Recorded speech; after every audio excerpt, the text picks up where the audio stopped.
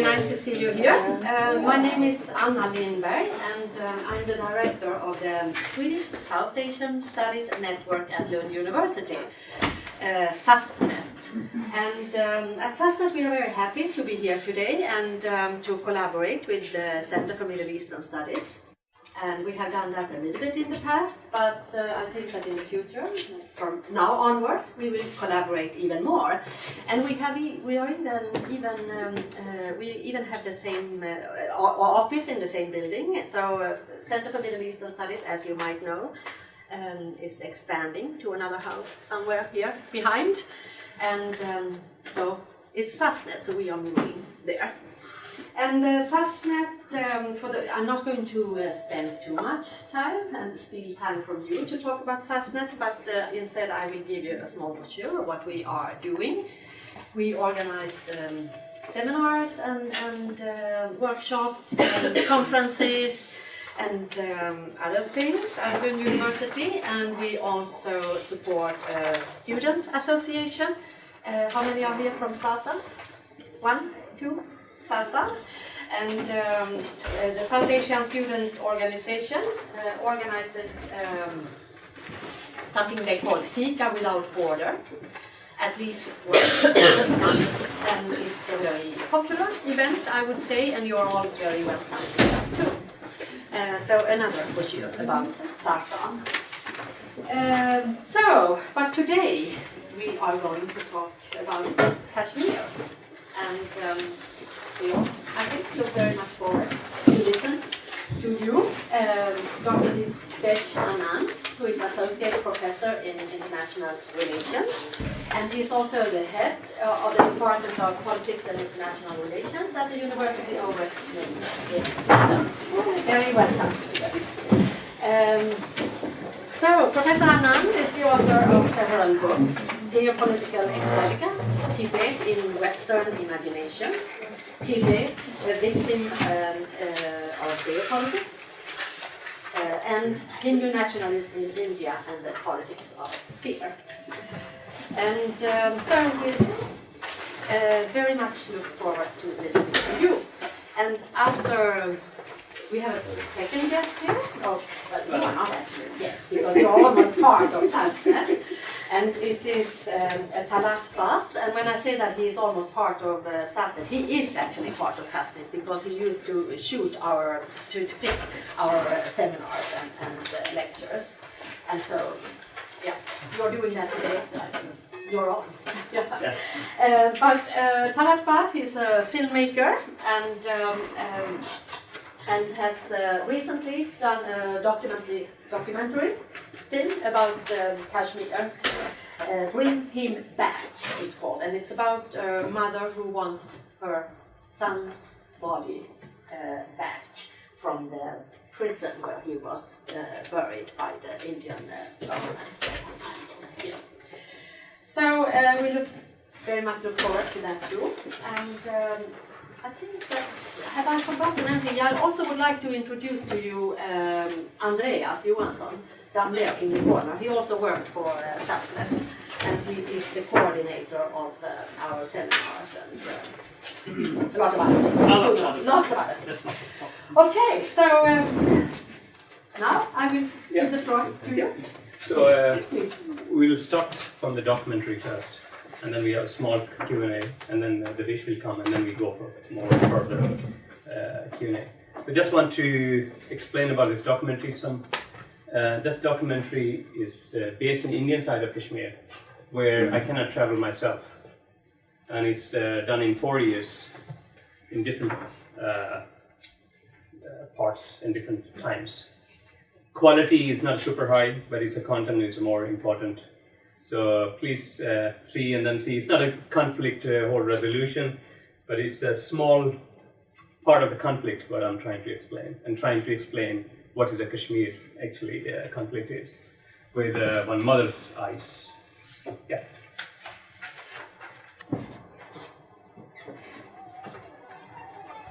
After a court had awarded him a death sentence 31 years ago, on 11th of February 1984, the Kashmiri leader and Shah of Kashmir Makbul Bhat was hanged in Tihar jail, Delhi, India.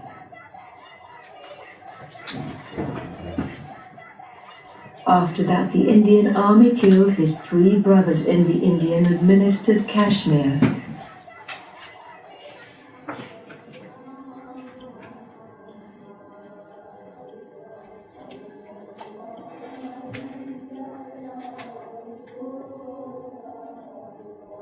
A petition by the family for the return of her son's mortal remains is pending in an Indian court since 1984. His mother asks for justice.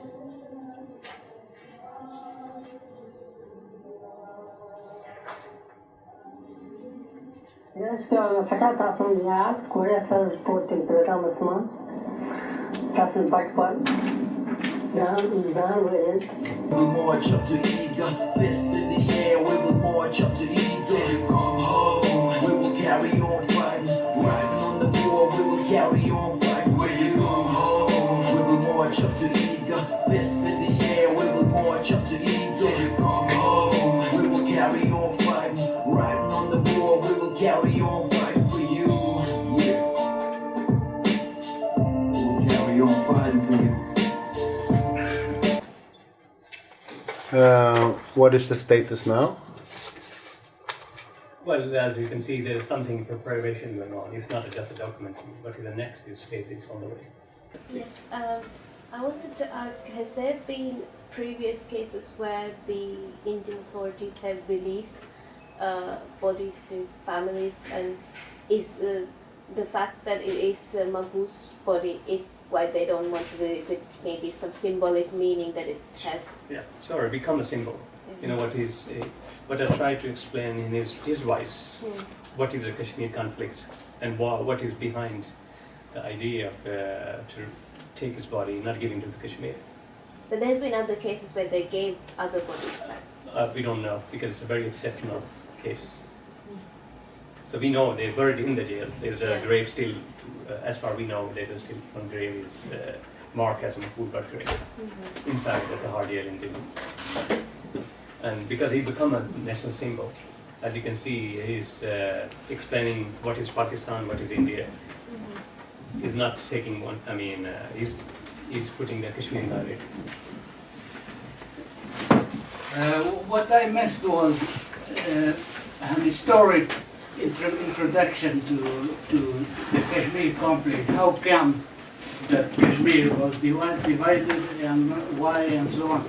A little bit. That will the basis part. Yeah, okay.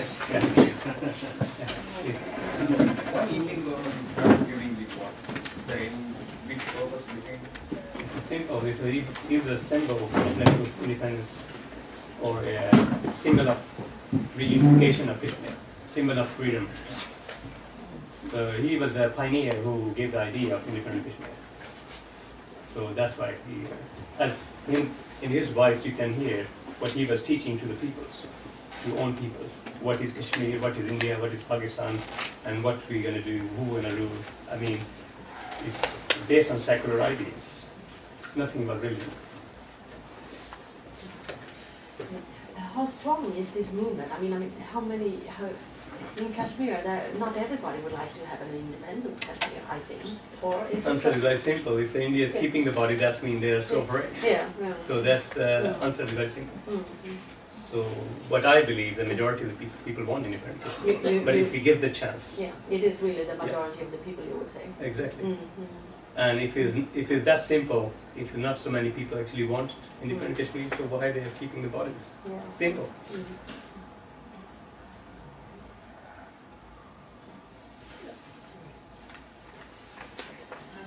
Today, when you show this film for people that are engaged in the problems of Kashmir and so forth, is the reason to revive the feelings for a free Kashmir? Is that the reason? Yeah, that's exactly.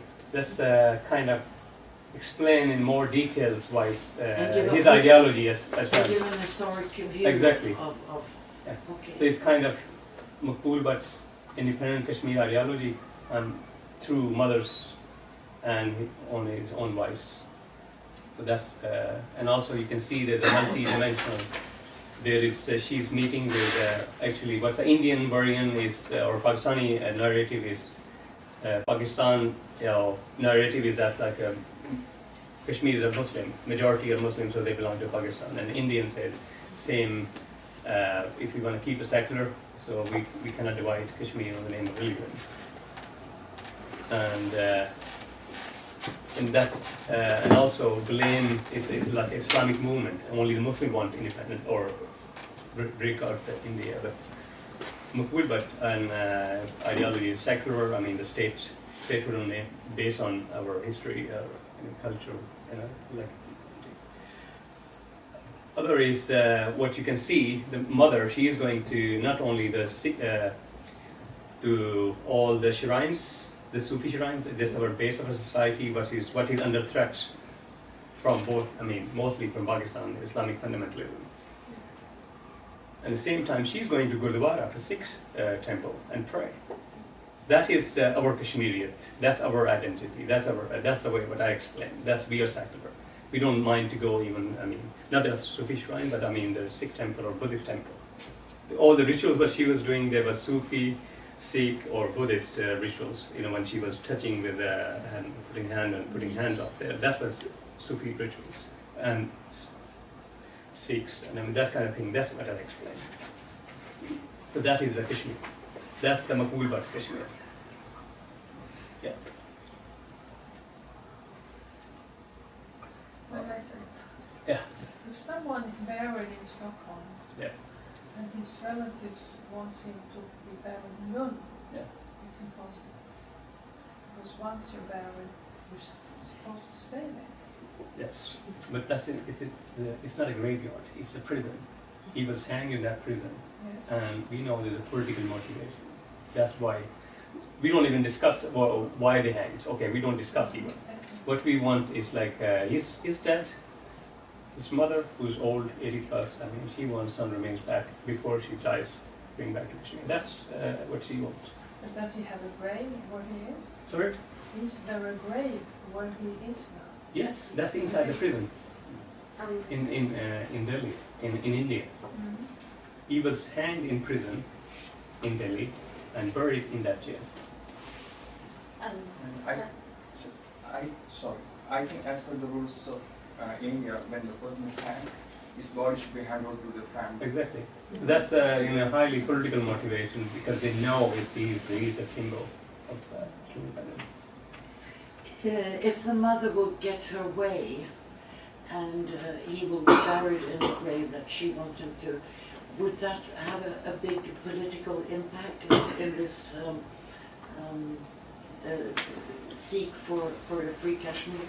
Absolutely. It would. Yeah, that's what you see. I mean, after 90s up to now. So his ideology is not stay in one place; it's expand all the way. I mean, both sides of Israel. So After it it's can hanging. have a big symbolic. Absolutely, that's the whole purpose. Yeah. How long has been this going on? Since 31 years. I mean, his ideas that is spreading. Well, actually, after he was hanging, there were not so many people following him. After his death, yes.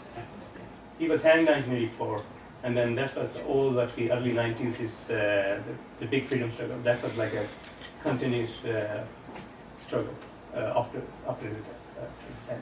So it's not going to escalate. So he became a symbol of reunification, secular independent states. Either both Indian and Pakistan don't want that, and they're both are against. I just want to ask, what's the International Committee's reflection on the freedom movements of Kashmiris, and is there any state that actually declared support on freedom of Kashmir? Is India is a democratic country, but that democracy never crossed the Kashmir border. Mm. That's a different story. Mm. Thank you to Sasnet, thank you to Lund University, thank you to Talat, and thank you to everyone else for inviting me here to speak. First thing, let me clarify very much. I'm not Kashmiri. I'm not from Kashmir. In fact, if anything, part of my identity is related to one of the occupier, which is India. So I thought I'll clarify.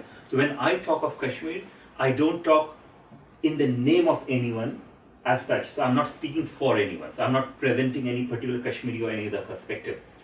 But I mean, going back to the movie, so the idea was we show the movie so that we see a particular case of one man, his ideology, and also what the Indian state did. So when you asked, I mean, whether the body, bureaucracy is very complicated over life and death both, right?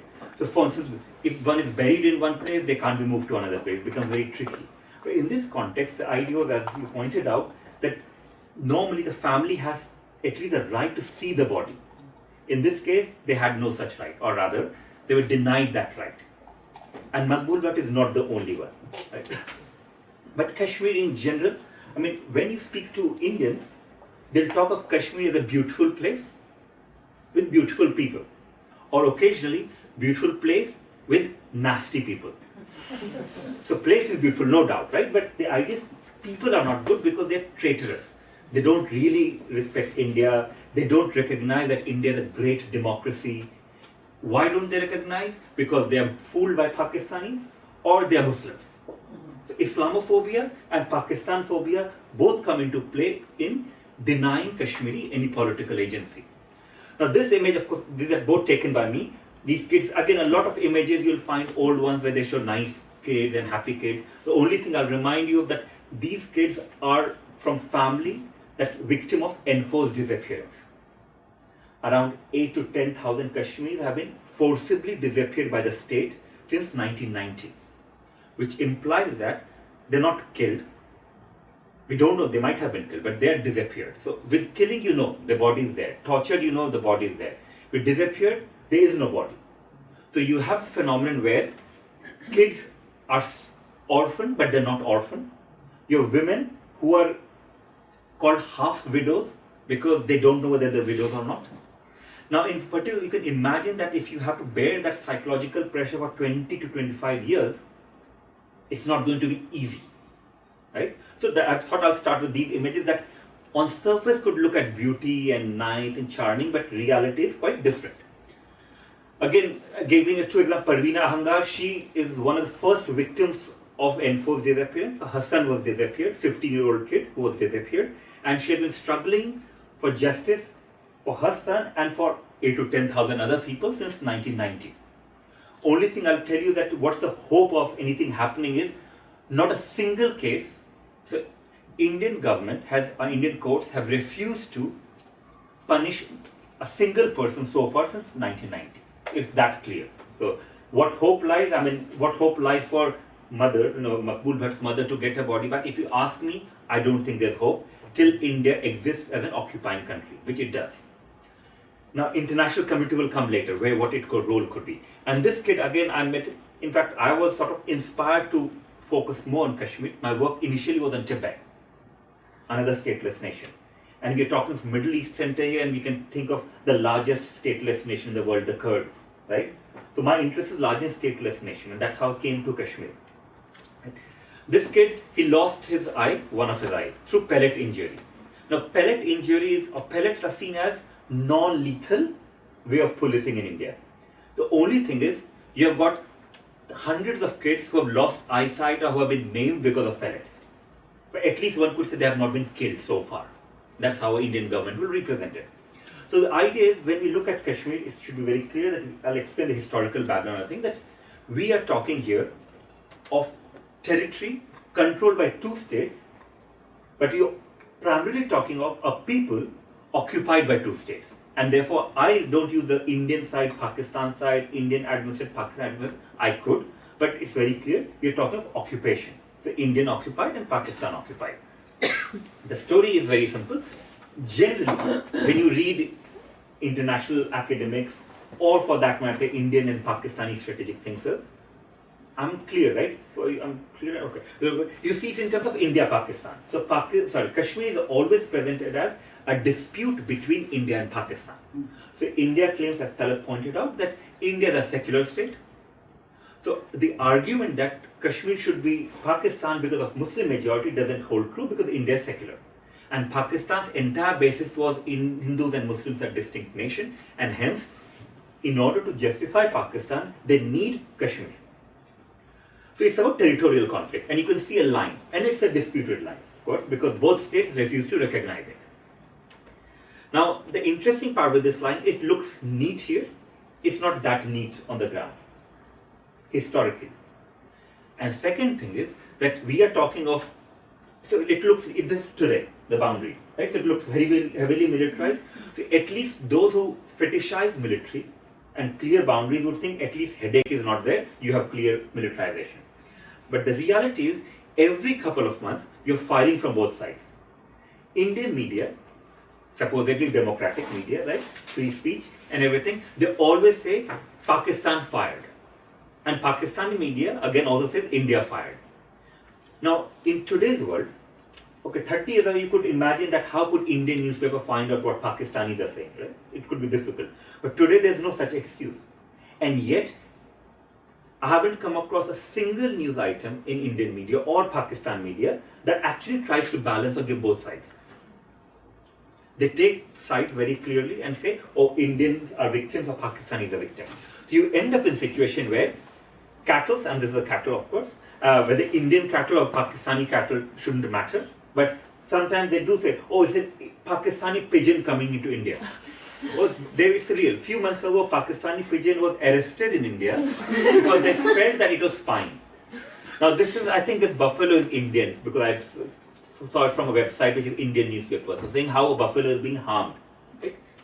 Now, of course, these are firing on all sides, but people get killed. Soldiers get killed, but mostly civilians who get killed. Now one could argue, but why do civilians live there? Because they have always lived there.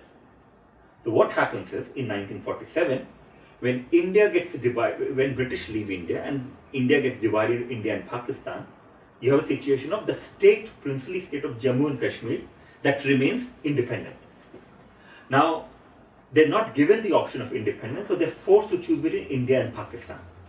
Both India and Pakistan want the state to join them. And the ruler, who's Hindu ruler in Muslim majority, is undecided. Like Pashto and Baloch. Baloch, more like Baloch. Less than Punjab, but more like Baloch. So very much like Baloch situation, like Khan of Kalat having to make decision, or like Tibetans, right? So they're similar situation.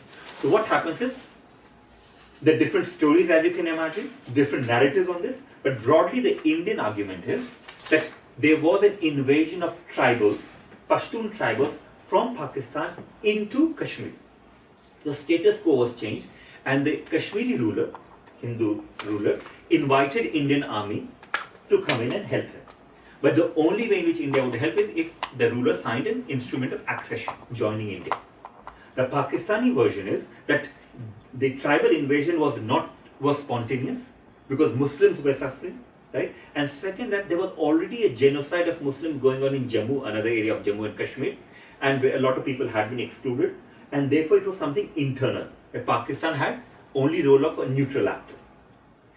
So these are two versions. But so even today, so history is that. So history, both of them say we have our accession, and Kashmiri narrative I'll come back to later. But the point is to keep in mind there's a deep cartographic anxiety both amongst Indians and Pakistanis. When I say Indians and Pakistanis, I mean the state and the nationalists. Not all Indians, not all Pakistanis. Now this is the official map of India, and you can see that in this official map, this is gone. So that's the Pakistani control. And they should also gone is here, which is Chinese control. Now, the thing is, there's a law which is very clear in India, which I'll read. Whoever publishes a map of India which is not in conformity with maps of India published by our government, they shall be punishable with imprisonment which may extend to 6 months or with fine or with both. If you have an Economist magazine, any academic book which has the real map of India, which is around this, right, which would say at most it's Indian control, Pakistan control, it will become illegal.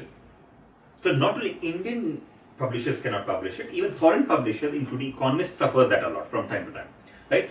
You have a situation where they get stuck because they have to follow the Indian thing. So Indian government clearly uses a cartographic lie as law, because it's not real. India never controlled those parts. Now India claims that's fine. So one could present it as a claim by India, right? No, that's not acceptable. So lie and fabrication of the boundary lies at the heart of Indian nationalism. Now in case of Pakistan, of course, this is the realistic map of Pakistan based on what it is, and this is the ideal map of Pakistan which includes Jammu and Kashmir.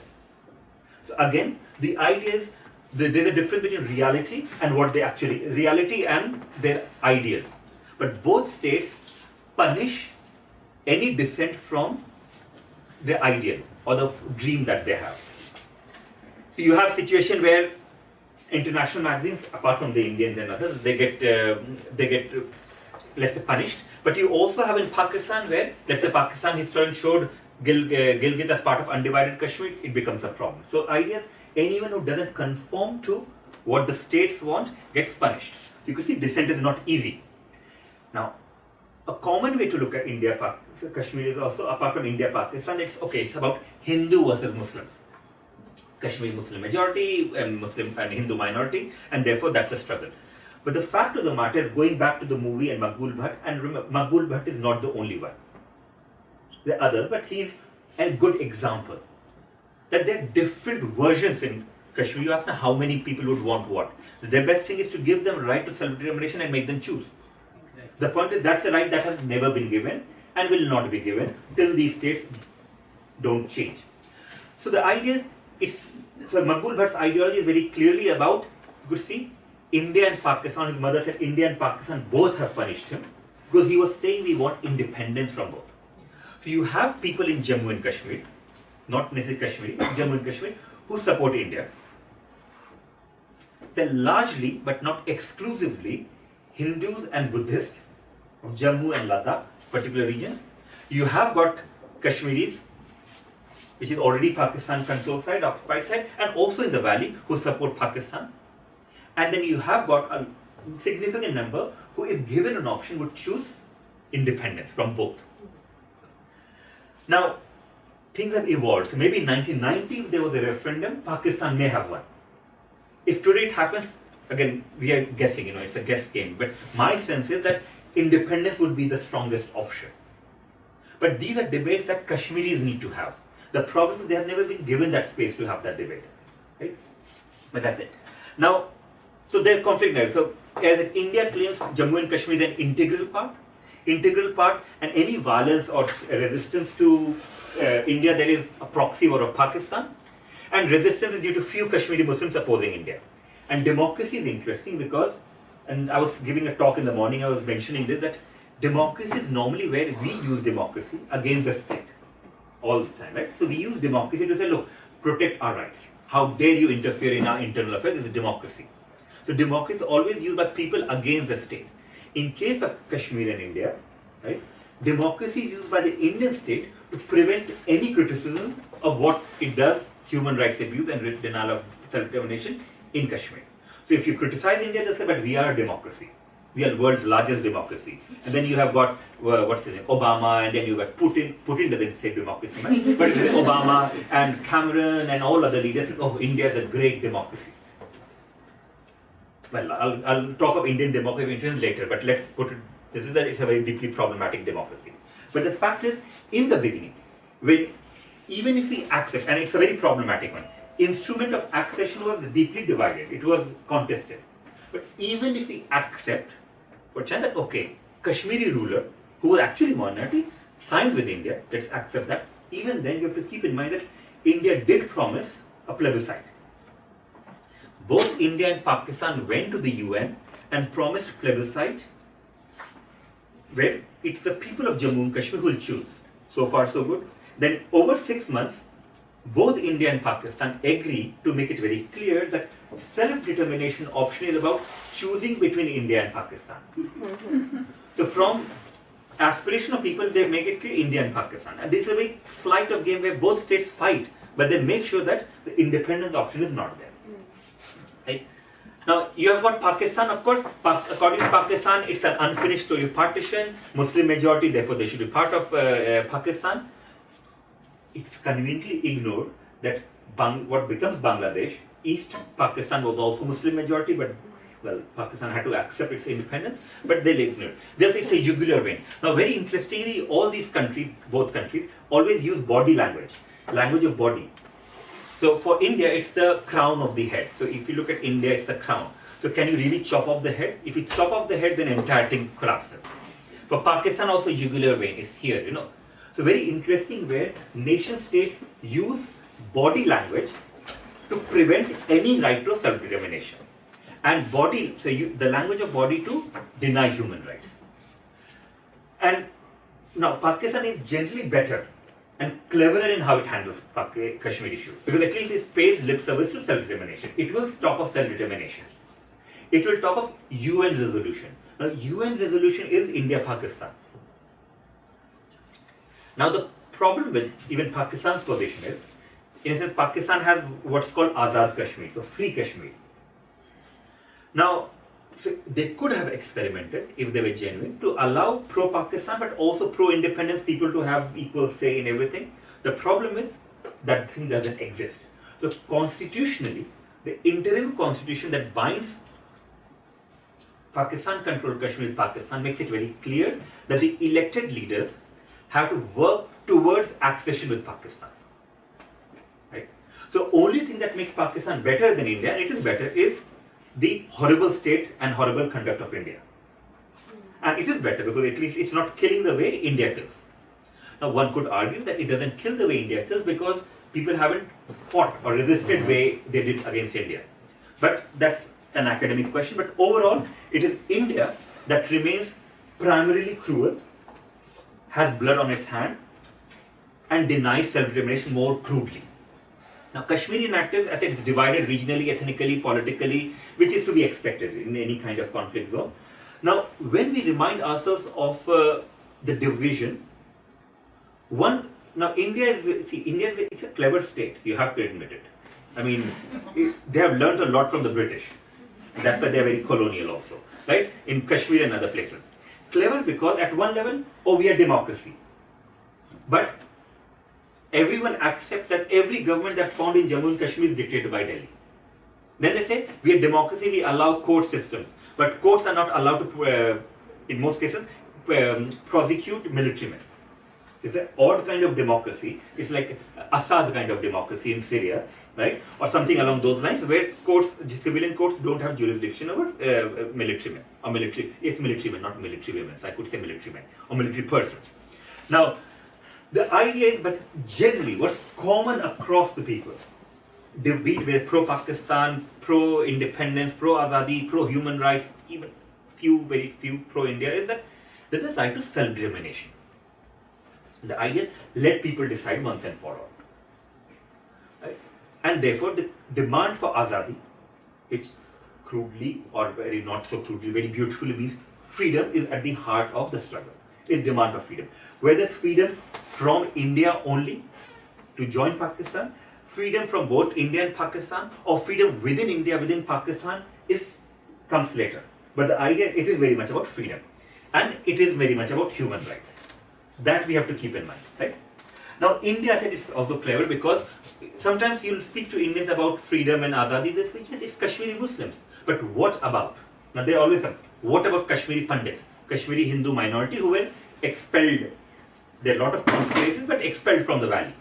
So they were there. And the argument is that there was a genocide against them, though it's not killing. The 280 plus Kashmiri Pandits were killed, but most of them were exiled. There's an exodus. Then what about Pandits? What about Hindus? Now, it's a valid question. One cannot talk of a movement of self-determination by ignoring minorities. There's no doubt, right? The problem with this argument is, if you bring in minorities to talk of human rights of all and self-determination of all, it's ethical. But if you bring in minorities only to justify the brutalization of majority, which is what Indians do, then I think it's highly unethical. And that's what Indians do. They have been, again, good followers of British, more clever than British, at least British divided and ruled, and then quit. Indians are dividing and ruling. There's no idea of quitting at this stage. Now, why do India and Pakistan struggle over this? Very clearly, it's about geopolitics. Specific Pakistan is a large, significant size of territory. It's about territoriality. But to be honest, India doesn't really gain from territory Kashmir. It has a lot already. It's a big state and they have difficulty managing this. But it's about nationalism. Remember, we are dealing with post-colonial states that are neurotic and paranoid about any change to the boundary. So that is why it's about nationalism. It's about religion to an extent. It's about resources, water resources. And that's why for Pakistan it becomes very important. Well, water resources in Pakistan come via Kashmir. So hypothetically, even if Kashmir was independent, let's say of both India and Pakistan, you could see that Kashmiris asserting that independence of the resources is going to harm Pakistan most. That's one of the reasons why they would not want an independent Jammu and Kashmir. Right? And this is what I talked in the morning, but I'll shorten it for you.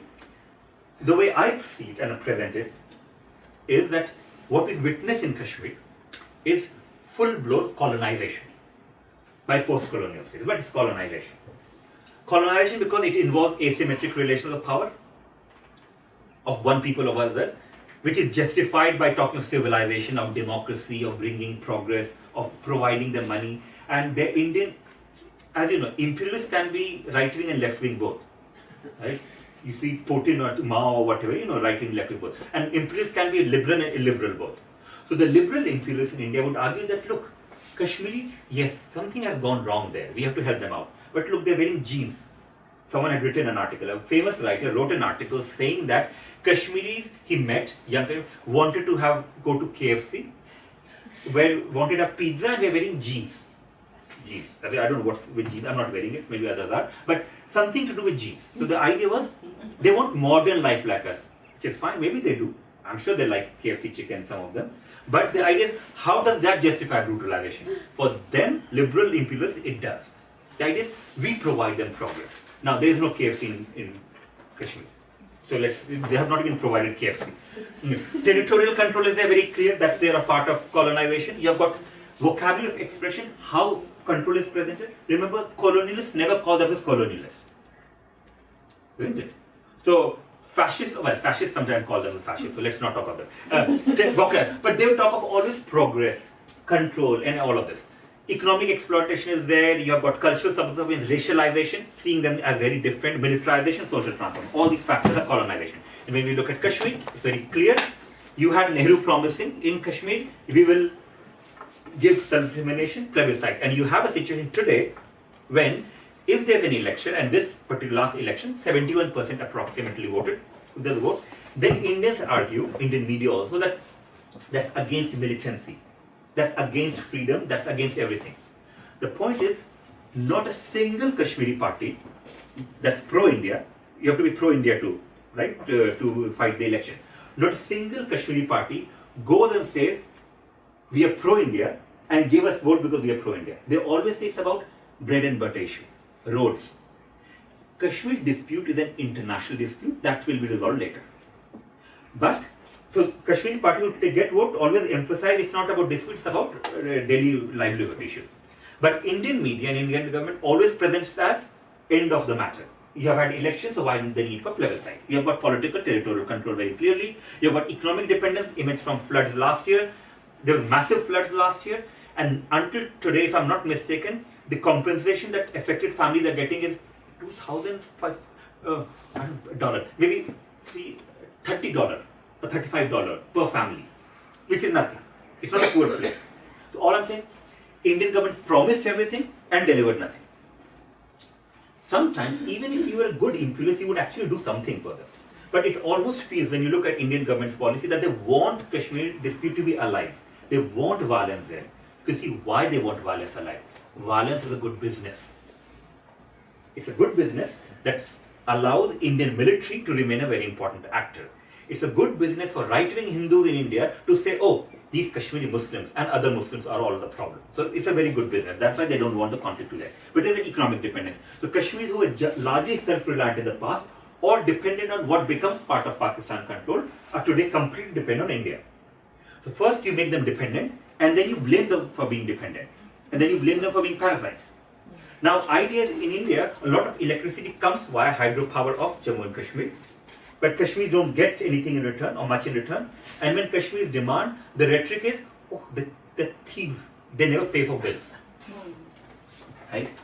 Now, of course, this dependent state, this image is from Kashmiris queuing and in crowd to get job with military and paramilitary. Now, most people hate military and paramilitary because they're sign symbols of occupation. But the idea is there are no jobs.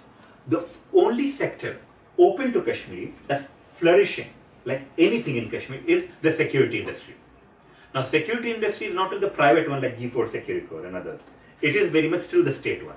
So, Indian state is making and involving more and more Kashmiris into the state through coercive branches, because that, what it would mean is if there is any resistance in the future, it becomes a civil war between Kashmiris. So, you have one brother in army, one brother or sister or whatever in militancy, and you fight to make them fight. And that's what's happening. So, in bureaucracy now, more Kashmiris are being involved. It's a racialized knowledge production. I don't know how many of you watch Bollywood or have watched it, but Kashmir is always seen as beautiful, nice place, or increasingly as hostile to bad people, right? But it's always about that Indian female actors, so they can't find a Kashmiri actor, female, so they get an Indian family, and she breaks the stereotype. Now, all these, when you start reading and you realize how 1930s Hollywood it sounds. I can't explain, but that's what I'm working on, how 1930s Hollywood. The bad one, not the good Hollywood, you know. But last year there were floods. Now these are media reports, now Indian media, to see how the ideas look. Kashmiris, they're saved and by military, and then they say go back. So the idea is Kashmir is thankless. Now you have this supposed liberal newswoman. She's supposed liberal, right? Now, all this emphasizes how our boys are saving Kashmiris. The first news that came out and first footage was of a woman being lifted after 4 days from water and mic being thrust into her mouth and saying, do you thank Indian government and Indian army for saving you? That was a crude level of propaganda that Indian army indulges in, right? And then it means that from Jannat ke Fauji Farishte, it means from heaven. So these are angels. Oh, military angels. I don't know how military can be angels, but military angels from heaven. Which is Kashmir in this context, right? All of them saving everything. Heroics. And these are, see, defense forces, heroics expose separatists, intellectuals. So critics like us cannot be intellectuals, we have to be intellectuals. Always. Right? Now, you could say democracy, rule of law. India has rule of law generally, right? But there's AFSPA and other rules. So there's particular law called Armed Forces Special Powers Act, which is an emergency law. Emergency law that was imposed in 1959, if I'm not mistaken, in Northeast India, another contest region, where it allows military and anyone associated with military to arrest and kill person without threat of prosecution. Now in Kashmir they introduced in 1990. But this is an emergency law when you're dealing with the immense uprising. But that law never disappears. So it hasn't. There have been demands. So the idea is this law has been used by military to justify all kinds of killings. What it requires is, let's say, if you're the military person and you have been accused of killing someone, right? So normally the family, he goes and says, no, I know these are the evidence. You go to the court, imagine, generally you'll be poor, you go to the court, somehow find the evidence, the court accepts, then say, okay, there's court, now you have to be allowed to come in. Then your military, so your battalion, or your regiment or your whatever brigade, they have to give permission for you. And they don't give permission. So therefore to prosecute, you need permission from Delhi. You need permission from Ministry of Home Affairs or Defense Ministry, right? Until today, from 1990 until today, zero permission has been granted. So you could struggle for 10, 15 years to reach up to a point where there's clear evidence against her, right, for killing, murdering, whatever. But until unless you get permission, she cannot be prosecuted, and not a single prosecution has taken place. Right? So that's what. The law, therefore, is not to protect the people from the state, but in this case to protect the state from the people. And that's why I said colonial. Example, you could see similar image, terrorist attack, 2 soldiers killed, 2 injured, 4 civilians injured in army firing. And you wonder how come same newspaper, same image, same time actually gives the truth. Because first, if there's a death, they assume it's terrorists being killed. Or terrorist attack and whatever, soldiers killed. Within 10-15 minutes, they realized that actually army had shot 2 to 3 men and killed them. Because the car had, first their version was, the car refused to stop for check. So therefore they felt that they are killers, or they're terrorists. But the idea was the car had skidded. Because of the icy condition. It had skidded and hit a tree. So soldiers fired at the car. Now, but I'm just giving an example where even the Indian military sometimes, and Indian military spokespersons sound more sane than Indian media, and which is rare feat, by the way. Right? Any military spokesperson, you know how awful they would be, but Indian media is much worse than them. Right? There's heavy militarization. Without going, we can expand that in question answer, but there's heavy militarization everywhere. These are helmets I found over somewhere, and I took pictures and then it disappeared later. Right? It's a police state. Very much every aspect of life is controlled. Aspect of life, right? Violence is integral, and it's violence at everyday level of every kind. Against is gender-based violence. You have got sexual violence. You have got brutalization. You have got bullying. You have got murder. You have got rape. You have got every kind of violence you can think of. It exists there at larger scale. Right? See, there's some examples. This is from pellet injury, which is supposed to be non-lethal. Right? So you have got situation where, okay, there are 80,000, and I say, okay, as if it's easy, but let's say up to 80,000 people have been killed. You have got disappeared people. You've got victims of torture that live. Then you have got those who get injured from time to time, those who are blinded. So Indian state in Kashmir is one that kills, that brutalizes, that tortures, that blinds, that controls over every aspect of body. Right? They can't control the mind, so they try to control the body at least, right? Your situation, of course, this is from a particular village in 1991, where between 40 to 80 women, and of course there's no agreement over the number, women were raped one night by an entire battalion. Now, the Indian government had an investigation within few days without going there, without going to the village, without speaking to a single woman. They came up with a report that is a conspiracy to malign the good image of Indian army. Right? That's democracy for you. Right? So they have been struggling for justice. Not a single person has been prosecuted so far. You've got therefore rape and sexual abuse. We can expand that later. You've got enforced disappearance. Again, there are vigils, and keep in mind, people resist. It's not that India is brutal and therefore everyone keeps quiet. People keep resisting. And part of it is that killing is a reflection of people resisting. Right? But something which I think is unique, any occupation, be it in Balochistan, Kurdistan, or Tibet, or in East Turkestan, and many other places, has all kinds of brutalities, right? There's no doubt. But something which is also here, which I don't know whether it exists elsewhere or not, that control over the body. So, what Indian rule in occupation in Kashmir is not only about control over living bodies and the right to take away the life, but it's also control over dead bodies. So, in this case, Talat Bhat, the good example from 1984, Indian government has not given the body back, and it's not only because he's symbol, that is a factor. Afzal Guru, who was hanged in 2013, on February 9, 2013, he was not actually a symbol of the nation. Even his body wasn't given back. So the main reason why bodies are not given back is because India believes it can do it. Why it believes it can do it goes back to international community. Because the image of democracy is so strong, and the idea of rising India, shining India, and whatever India is so strong that no foreign power is going to question India. Right? So the idea therefore is India can have a colonization over the living, but also an attempted colonization over the dead. In this case also, imagine, in this particular case, the person was hanged. Now even the Supreme Court said that there is no clear evidence, but he should be hanged because collective conscience of the nation demands it. Collective conscience. A very interesting phenomenon. It's a collective conscience that justifies a killing. Right? It happens. And when they had to hang him, what they did, the wife wasn't informed.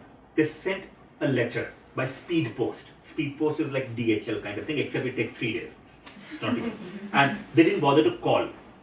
So, just simple phone call, someone going, that didn't happen. So she found out that her husband was hanged through media later rather than the government having courtesy. Again, why would any state do it? They would do it because in the end they can get away with it, because it reflects the nature of the state, and the nature of the state is a cruel, authoritarian, colonial state while having the facade of democracy. Right? Now, resistance, of course, we have all kinds of reasons, we can talk of that, but people protest all the time. There's demand for azadi. You've got Parmeena Angar, again, old image, but people struggle. This image, I got it from internet, so I don't know. Some image I took it, but this one, you have heavy police presence and a man who's seen as a madman dancing. So, and I like this image because to an extent it reminds you that one has to be mad and insane to resist this level of militarization, which is heaviest in the world, by the way. Right? You know, have you been to Tel Aviv airport? If you go, you could see the kind of scrutiny. It's as bad, if not worse here, because I've experienced both. Right? Now, in this case, you have to be insane enough, and yet what you find are people insane enough to keep resisting the occupation, keep resisting the rule, and keep resisting the narrative about Kashmir that Indian media, Indian nationalists, Indian commentators, and Indian state promotes, which is everything is fine except what is Pakistan's fault. Finally, Pakistan and colonization, of course, we can expand that in question answer, Talat and me. Let's leave it, but there's something somewhat similar, not completely. Police state. Now, last fantasy, I thought I could end up with fantasy, right? Is that what's the option and everything? Keep in mind that this is a region that was a zone of contact. Now, whenever Kashmiri friends ask me what's the hope, where do we get hope from, there is no hope from current state systems or current states. States have to collapse in order to either transform completely or collapse. Now, I always say to Indians that if you believe in Indian government or if you believe in state of India, then the onus is on you to prevent. So, the onus is on you to be humane and not allow for brutalization in your name. But broadly speaking, demilitarization shouldn't be that difficult. It's crucial. This is where international community can play a role in pursuing genuine democratization. Both sides have problems. Respect for human rights, all these are nice. They should happen in any case. A right to self-determination. Now, for me, the argument is very clear. Democracy essentially also involves right to self-determination for people. So it has to be part and parcel of genuine democratization. And the crucial factor is that the narrative around Kashmir has to shift from focus on India, Pakistan, whatever, right? To both cruel states similarly and majoritarian states. Shift from India, Pakistan to people, including those living the border, those living there. I think therefore we have to shift from obsessing about territorial conflict between two existing nation states to imagine that why do we think only in nation state terms? Why can't we think of third nation state, or why can't we think beyond nation state? So in the end, the only ethical solution for the region can be Azadi. Thank you very much.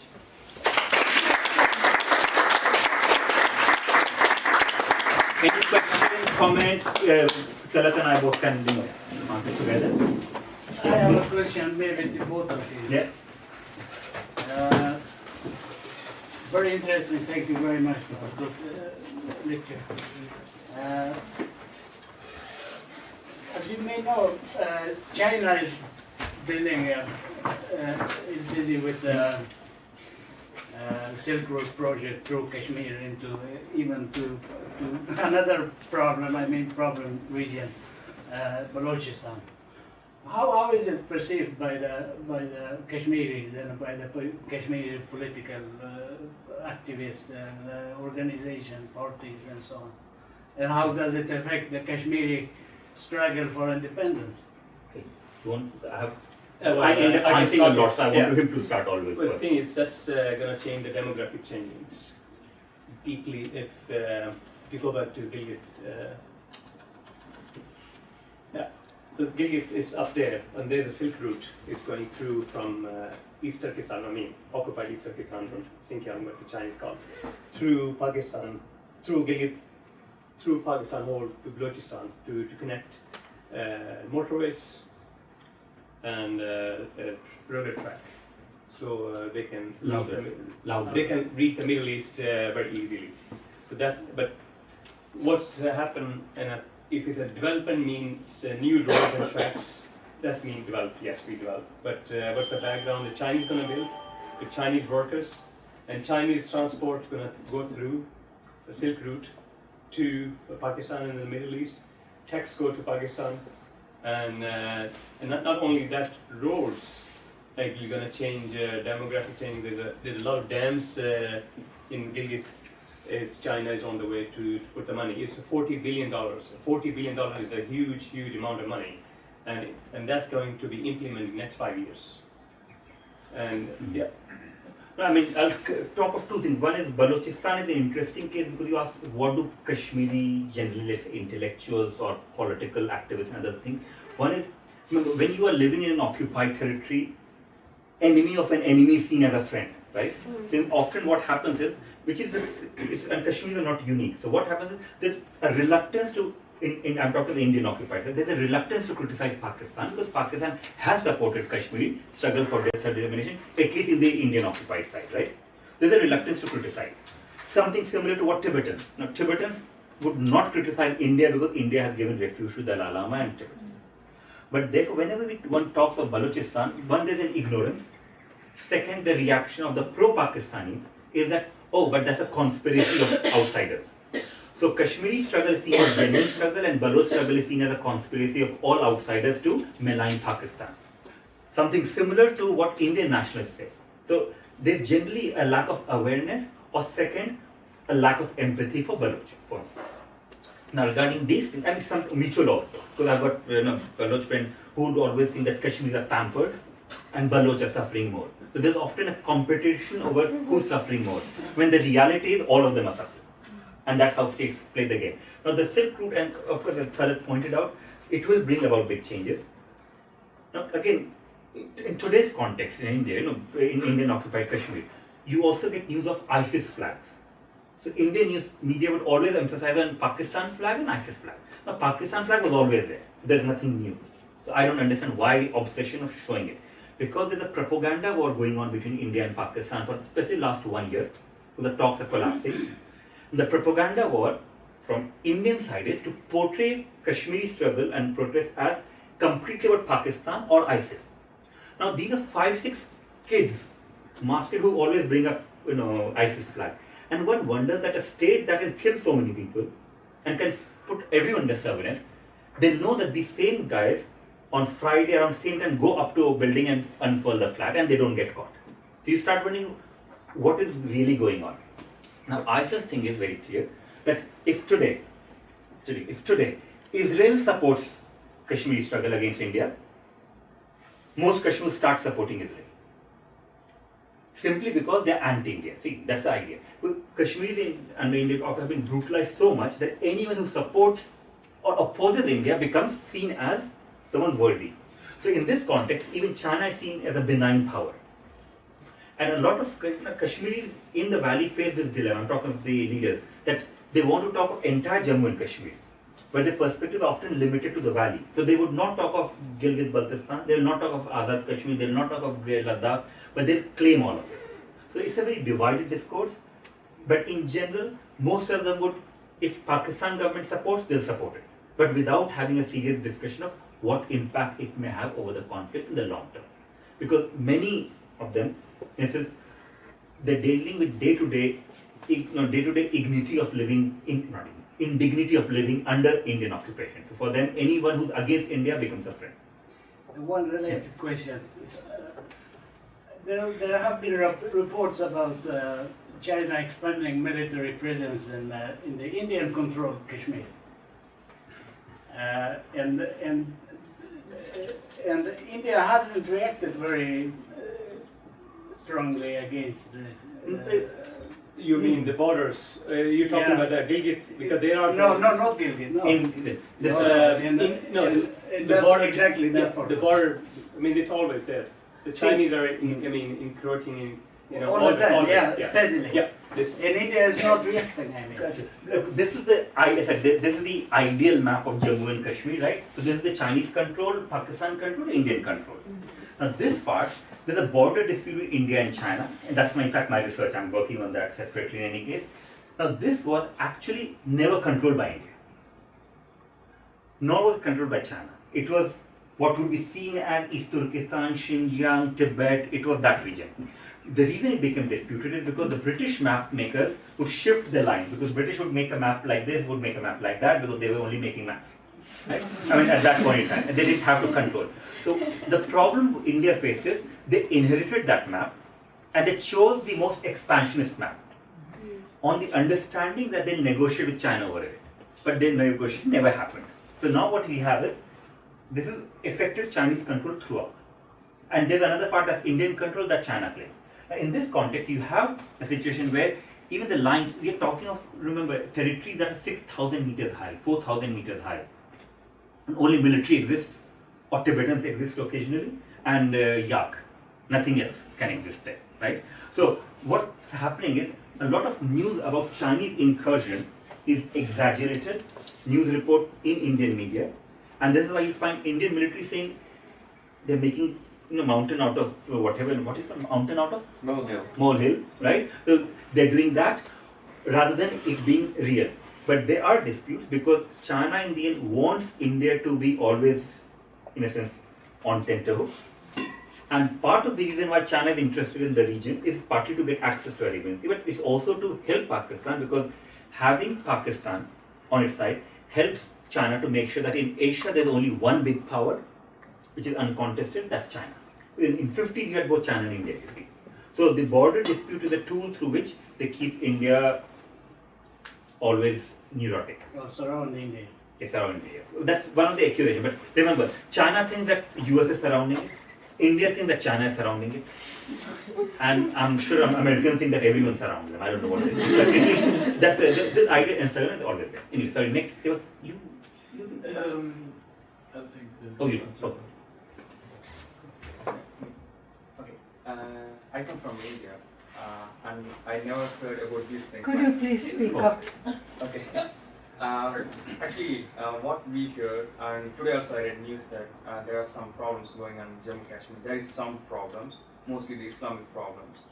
The Islams are fighting, and that's why Indian military is doing these things. And we never know these things. That's Indian military is killing people in Jammu Kashmir. So I'm wondering, like, why don't the leaders from Jammu and Kashmir, they don't come to like other parts of India? Like Indian government is doing it, but not Indians. So if they try to convey these messages to other parts of India, then they could get some support. And actually, I never heard these things, and I'm hearing these things in Sweden.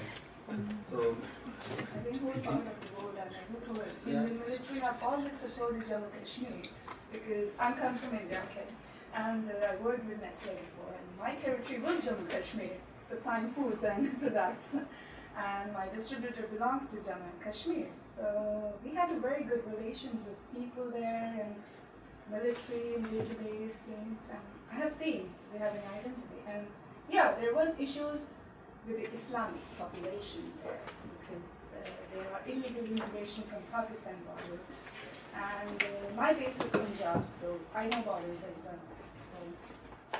Okay, and is it connected? Because we can answer all of Yeah, that. I mean, Okay. it's connected. I mean, I would say I also come from India, and I've stayed in Delhi all my life. And you do hear these things, but people who want to hear it, hear it. And I mean, I've also been in a lot of protests against the Afzal Guru killing, and I mean, like I said, if you want to see it, you will see it. And I don't think that even within my circles, there were a lot of people who were still against Kashmir, even knowing all the facts. So I mean, there are a lot of documentaries made, there are a lot of talks happening all the time. So I mean, Is it connected or? Yeah, I think Okay. every minute has been interesting, but I hope we will get to Tibet. The top, I can always go to top of Tibet endlessly. That's my I'm worried that it may end at 6. Okay, now, it's an interesting part of... Can I just, could you please repeat the questions? Yeah, I'll so do we that. hear Yeah. it again. Yeah. So basically, one question was related to, one was related to how a lot of Indians who normally not like violence of this kind to go on in their name, haven't heard of. So the question was, why do Kashmiri leaders and Kashmiri activists not go and make Indians aware of what's going on? The second one was about how it's problem usually seen in terms of Muslims, right? So there's something specific about that. And the third was that actually no, there are a lot of documentaries made, protests done by Indians and Kashmiris both. So it depends upon who you speak to. Now the question is, look, I mean, I didn't have internet, I could show. Now, normally, like this kind of talk, we could have in India, it's a democracy, you could talk and people will become aware. Let me give my own example. I'm not Kashmiri, so it's easier for me to speak of those things, right? And I come from England, which protects me in certain sense. My livelihood doesn't depend on India. Last year, early this year, there's IIT Bombay, Indian Institute of Technology, Bombay. Very prestigious institution. Mumbai. And then you've got TIS, Tata Institute of Social Sciences, Mumbai again, right? So two very prestigious institutions. In both places, I gave talk on Kashmir. 2 minutes before the talk, the venue was cancelled. Students protested. So we went, and it was radical students who had invited me, communist and radical students. We went and I had talk. The director came and abused the organizer, I could overhear. Then later we went to IIT, again something similar happened. Now these are academic venues where during the talk someone tried to throw a chair at me, right? And we're talking academic institution. Later it came out in newspaper saying, no, about these things. So I'm giving an example of how in India, it's not that, forget Kashmir, even someone like me who's an academic, in academic environment, in the past I could talk on anything. Not only Tibet. Tibet, of course, I would love if I talk of Tibet there, right? And I do. But Hindu nationalism, Kashmir, I could speak without any problem and would get invited to speak until 2 years ago. Thanks to the new government, thanks to being sarcastic, of course, thanks to this new government, most academic institutions are very fearful of organizing anything on these lines because they don't want to cross the line. But students are protesting. So you have a lot of Indians also supporting it. But part of it is, remember, I mean, if one lives in a colonial nation state, including the British would have had the same thing, you don't realize what's happening in your name. And then you buy into the narrative, it must be the Muslims, it must be the Sikhs, it must be someone else creating problem. How could our boys do it? The fact of the matter is, much of the violence can be committed by me, can be committed by my father, my mother, or whatever. And that is something to understand. Now, there's a lot of propaganda. I gave you examples of Indian media. Now, Kashmiris, when they come to Delhi to speak, they excluded, they shouted at, and non-Kashmir like we get stopped, and I'm telling you, we get stopped, including, don't be surprised, we get banned from Kashmir and banned from India from speaking, something on this line. Now, all of the things I spoke about, except let's say breakup of the state, all of the things I talk is part of democracy, isn't it? Any good democracy should not have dehumanization. The challenge is, even when you use, and I've used only Indian democracy and the idea of democracy and constitution to talk of human rights, and you get accused that, oh, you are siding with Muslims. So you have a problem of Islamophobia, and you have a problem of colonial mentality that would want Indians like you not to know. And if you know, then to buy into the narrative that army men are heroes. Now remember, not all army men are evil. I'm sure they're not evil, right? Most of them. They are doing their job because most of them are also from poor family. But but all colonizations have functions through that. But in the end, I do believe that one aspect, I'm speaking a lot, but an important thing to notice is that you cannot have an anti-colonial struggle without solidarity with outsiders, including Indians.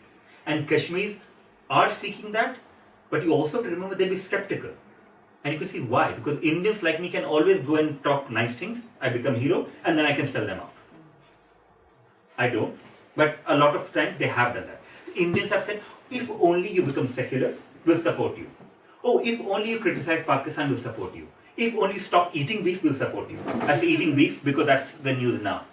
Yesterday, for the first time in the assembly of Jammu and Kashmir, a Kashmiri MP was thrashed by a right-wing Hindu MP because that Kashmiri MP had said, I eat beef and that's my right to eat beef. Now, the beef, there's no rule of banning beef consumption in India. Beef consumption is allowed. Beef sale is not allowed. Right? So now, the Hindu argument, Hindu nationalist argument is that you should not eat beef because it affects the majority sentiment. Fine. Now Jammu Kashmir is Muslim majority, but now the argument is no, you're part of India, therefore you also have to follow what we say. Now this is the kind of state we're dealing with. I'm sorry, a very long answer. Next, you should speak next. Anyway, please. Yeah, well, you already have some. No, there was a question from her and then. No, that's you're done. Okay. Yeah.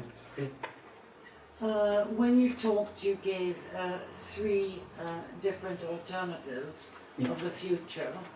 That Kashmir either would be more Pakistan, more Indian, or rule themselves. How realistic?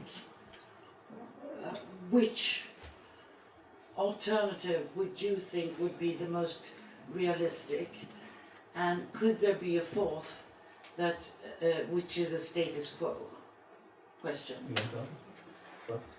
Well, in the Kashmiri narrative, status quo, what's going on in last is since 1947, that's not acceptable. That is the bottom line. For India and Pakistan, they are settled, almost settled. India and the control line that they have, they want to make international border. So that's what they plan all the time. But that's we, Kashmiris from both sides. So we are not satisfied. We want reunification. We have divided families for the last 60, 70 years. So in our way, it's like that's the only practical way, because one side is 180 million Muslims, other side is 1100 million Indians. This is a matter of become an ego, and what we want to see is more easy, more practical is to both leave, because either India or Pakistan cannot accept others' victory. Pakistan cannot take rest of Kashmir, India cannot take Pakistan inside Kashmir, that's reality. So where's the solution? So in our solution, I mean, it's like they both have to leave, that's a simple, easiest solution. And the cost for India and Pakistan is 30-40% of budget what they're putting for defense for Kashmir. And they can make that money into make hospital, road, whatever they want to. I don't know. So that's, yeah. I have a habit of cutting down people. It's not about cutting down. I would just start thinking sooner. In terms of course, the easiest option, and likely option is status quo. Because what I've heard this evening is a lot of frontier issues. There are religious issues and things like that, but there is nothing explosive in it. Yeah. So in fact, so that's why I brought up the fourth issue of status quo, because I think India could live with that and Pakistan could live with that. The only ones that can't live with that would be Kashmir. Yeah, that is the reality. So status quo is something that's oppressive for the people affected directly. It's lucrative for vested interest, bureaucratic, military interest in Pakistan as well as in India, right? So that's why it's likely that nothing is going to change unless situation from international community, which is unlikely to change, or second is there's another uprising in Kashmir. Now the point is that is the only way in which cost can be raised up, where India and Pakistan will have to sit together and talk. Now what India does cleverly is whenever there's an uprising, and there was uprising even in 2010, not violent uprising, these are all non-violent ones, right? Now when you had 126 or 125 Kashmiri young boys and young men killed, not a single police or not a single military man killed, right? International media was quiet, right? Now, even then, Indian government said, oh, we need to have negotiation and we need to talk to Kashmiris, because it was becoming excessive. And then they quietened down, and then the Indian government went back to business as usual. It's likely, but the question which I think his movie is trying to do, or the movie is trying to do, or what we are trying to inform is that if, let's say Indians, and that's where Indians and Pakistan, if Indians are happy with their conscience, where it allows for this level of brutalization and lack of justice to carry on simply because there's not violence enough, then it says something about the nature of Indian state and Indian nationalism, and that has to be questioned. So in a sense, I think purpose of these endeavors, movie or talk, is partly idealistic, right, to remind us that we are human beings and Kashmir is a human being, and what status is not acceptable. But you never know. I mean, look, empires collapse. Empires collapse out of blue. Soviet Union collapsed. Who knows? Indian Empire, Chinese Empire, when Tibet also, hopefully free Tibet will be there, but hopefully Pakistan Empire, these will not collapse, because the change will come within India, within China for sure. 50 years, 100 years, we don't know. But the only thing we can hope for is, while that opportune movement comes, at least people like them, Kashmiris, or people like us who express solidarity because we believe in human rights and we believe in humanity, at least we should make sure that the issue is not forgotten internationally, but also nationally within India. So that's what we can hope for. Thank you. I'm sorry, I'm standing and being loud because some people Did I hear. understand it right, that the most realistic way to work is to work on the Indian opinion? That's my personal view is that no anti-colonial movement can afford to have one strategy. See, but working on Indian opinion, which you also point out, is very crucial. Because I'm sure there would be Indians who would not accept what's going on. No. Yes, it is like crucial. Like this young man said that he wasn't completely aware of the conflicts in Kashmir. Yeah. There's one question there. Oh, is there any other question then? Thank you. Am I correct to claim that if India gives or accepts independence of Kashmir, It won't collapse or it won't disintegrate. But if Pakistan accepts free and independent Kashmir, then Pakistan will collapse and there won't be any Pakistan. Okay. Now, in this case, now remember, it's like we are dealing with nation states that are paranoid, neurotic. Now, I have nothing against neuroticism or neurosis or paranoia. I'm just talking of it in state terms, right? Now, something small is a small place. India can afford not to have Jammu and Kashmir. Well, any state can afford not to have anything, right? But they'll not give up because it involves the idea of nation state. And the idea of India as imagined in last 100 years includes Jammu and Kashmir, without the concept of Jammu and Kashmir. Now, in case of Pakistan, the thing is, you also Balochistan is bigger for Pakistan. Anyway, Pakistan is living without Indian occupied Kashmir, isn't it? So it can survive. The problem is the Punjabi dominance of Pakistan, because Pakistan in the end is nothing but dominance of one particular ethnic group, Punjabis. Now, and that's what had cost them Bangladesh, East Pakistan, right? Punjabi dominance on its own also needs territories to flourish, and Balochistan is more crucial. The Kashmir that they have is also important, but they can't afford to give up. But to be honest, I mean, most states in Europe, you look at the size of them, I'm sure they're small states, they can survive. I'm sure Punjab on its own, forget India or Pakistan. Punjab, if they had united, India and Pakistan, Punjab, they could be one of the strongest states possible in the world. So therefore, it's not about pragmatism, it's more about vested interest. So going back to Pakistan military, how can Pakistan military justify the bloated budget it has? Only by saying civilians are useless, they will sell us out. Kashmir is an important issue which only we can protect. Islam is in danger, only we can protect, while working with the US and China. Which is interesting, protection of Islam but working with the US and China. So we are talking therefore vested bureaucratic interest, and something similar in India is there. Not to the same extent, but Indian military is weak in Delhi, Bombay. I mean, normally in Delhi, Bombay, they're not going to do something to you. But in Kashmir, if you just walk on the street and you see a military person, if they see you as Kashmiri and if they see you as Indian or foreigner, right, the behavior is completely different. Because that's how they behave. We had some, I don't know, how did Tibet, where did Tibet come from? Sorry. As I understood the announcement of the lecture, there would be a focus on Tibet and Also.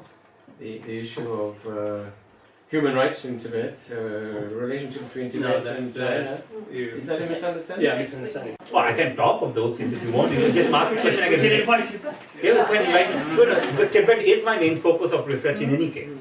But just ask a question, I can expand. Others might be, it would be good for them to be enlightened. I'll tell you, my wife and I are academics. Yeah. We're giving a PhD course in Shanghai at the end of October, and we're going to be dealing with graduate students mainly from China. My wife is a specialist in linguistic human rights, has written about the Kurds, has written about the Tibetans, about the Uyghurs. How far in a university in Shanghai can one talk openly about minority rights, about language rights, about the relationship between China and its various provinces? Okay. What about genocide? Yeah. And Please. Now you're crossing the line there. You know? Those are the type of things that I've written books about. That's why they invite me. So how can I talk about everything that they want to hear without harming our hosts? Now the way to do it. Now I had a talk in the morning today where that I talked of China, India, and Pakistan. That's where Tibet would have come up. It was in the morning in political science. But to summarize briefly, you're talking to someone who's not allowed into China since 2012. So I'm not the best example for you. But I was also someone who often talked of Chinese colonization, Chinese everything explicitly. I was allowed to travel. When I say allowed, it always means I had 3 different minders with me all the time in Tibet. But that's fine. At least I could manage.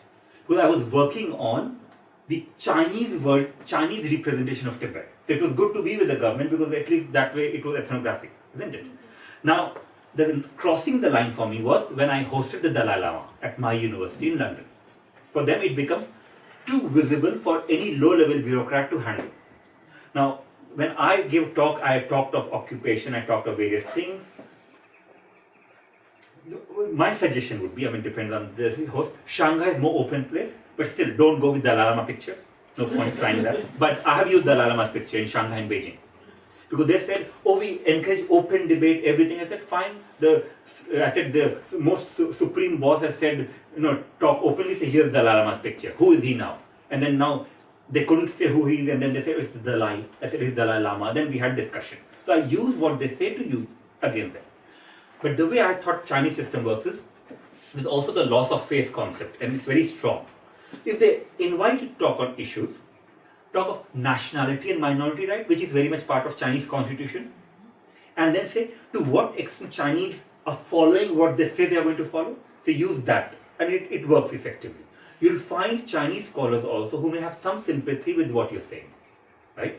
Because if you say, the policies about this, if China really wants to improve situation in Uyghurs or Tibetans or whatever, this is what it should do. And my lesson in your case is that I have worked on Kurds, I have worked on others, and this is how it works there, right? So now, when you say, let's say Turkey has occupied Kurdistan, Turkey brutalizes, Turkey kills, everyone understands you're also talking of Tibet, but without saying Tibet. And I've found that's an effective way in which you can work in an authoritarian system without upsetting your host. But to an extent, in the end, I also believe that, and I'm glad you asked that question, that we have to speak up. We have to speak. Therefore, you could see. Now, about Tibet, you'd know better than me, kind of thing. Whether it's working or not, we hear that there's self-immolation is going on. Are they immolating themselves because of happiness? Remember, China claimed that Tibetans are happy. Are they burning themselves because they're too happy? We could use those language of the Chinese there. But it's good to push the boundary. I have noticed that in the Chinese system I'm talking about, they respect those who don't go and say, China is great. No, which is what governments do, Like British government is all over, fawning over Chinese now. They respect those who are speaking, but not in confrontational matter. So I would say, my advice would be to avoid confrontation, but use the Chinese rhetoric on human rights and other things to question it. By the way, this is what I am doing in India now. In the past I was more open, but now I realize I'm a more precarious situation. So I say, well, you say democracy, so what's your democracy? Is this your democracy? I hope that helps partly. But second thing is, it depends who's your host is, so sound them out and see. But I said, use other examples which everyone knows is about Tibet or Uyghurs and talk of them. They're all clever enough to understand and get the message. I think that's good advice. One of the dimensions where there is a big similarity is the Kashmiri language has never been used in the education system in Kashmir. Mm-hmm. And what's happened in the Uyghur territory in the last decade is that from the position of the language being used all the way through the education system, school, higher education and so on, it's been reduced and effectively now is banned. So, for instance, in preschools, there are mostly Han Chinese teachers who don't understand a word of what the kids say, and so on. See, there's a lot of work. Same as in Pakistan, I mean. Baloch, Pashto, many other languages, they are even Punjabis actually. Or if you take Kurdistan today, where a lot of people think that things have become much better. For instance, last week, what happened was that Turkish armored police, dragged a man on the streets of his hometown behind that vehicle, and they have killed more than 200 kids during the last month. And Pakistan has done to thousands of people already the same methods. I mean, they have used the same atrocities and methods and punishment methods. And at the same time as politicians in Brussels are sort of saying thank you to Erdogan because of these suggestions for 2 million people in camps in Turkey. So Erdogan is a great hero in Europe right now, and this is what Erdogan. Yeah, I know he's a great hero. Too. That's why I'm giving you the Pakistan one, because Pakistan and Turkey have so many similarities, so many. Yeah, and to summarize, what I would suggest is regarding, please feel free to email me, we'll keep in touch. But important thing is, look, we see different examples. I'm sure the other parts of the world with similar examples of disappearance, torture, human rights abuses, lack of self-determination, and heroization of those who shouldn't be hero, right? And all of that, and demonization of those who shouldn't be demonized. The crucial question, I think, for all of us should be that's how I see that. Rather than seeing it happens here, look, there are more people killed here, there are more people killed here, we should also the similarities, and therefore come up with strategies where stateless people who are working on stateless nation, people working for stateless nation, people working for minorities and occupied and others, we can work together rather than competing over who is a bigger victim. I think that is crucial. We have to end, so you can ask later. So, I think maybe we should end here. So thank you so much everybody for coming here, and thank you, Dibyesh, and thank you, Talat. It was very interesting, though a little bit gloomy lecture in a way, actually, I think. Please follow Sasnet at our Facebook group, and also Sasa has a Facebook group, and please sign up for our newsletter if you have not already, and welcome to our events in the future. And please notice our map on the back side here, how we have resolved the map issue. Thank you. Thank you, Sasa. Thank you very much.